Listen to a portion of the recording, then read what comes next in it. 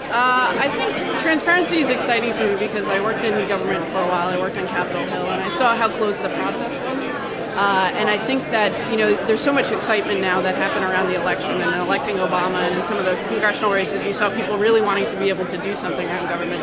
And we're getting to the point now that, the election has been won on the progressive side, now how to actually people engage in their government. And, there's some structural sort of process things that make that very difficult now. So I think that's what we're here to do, is sort of fix those process things, break down some of those barriers so that people can actually engage in the way that they should be. Well, I think, from my perspective, we know a lot of the solutions. That we know what we need to be doing, which is a great thing. In some areas of life you don't know actually how to get from point A to point B. We kind of know a lot of those things on the transparency side. So I think the big hurdle is changing culture around transparency, just convincing people of the idea that government should be open, it should be accessible, people should be able to read bills before they pass through Congress. And I think we're seeing that. I think that very quickly people have embraced the idea that, hey, this is sort of this should be the standard operating procedure, where it wasn't that way 6 months ago.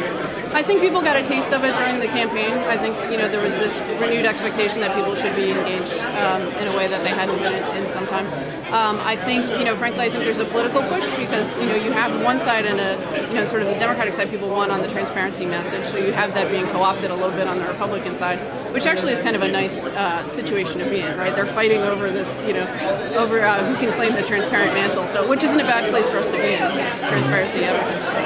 I think I think what's so neat about this for me is that, when I heard TransparencyCamp, I thought, yes, of course, it seemed inevitable, which is a great position to be in, right? You want it to seem like this is the moment in time when this should be happening, and I think we're at that point right now, which I think, again, I don't think that would have been the case a year or two ago.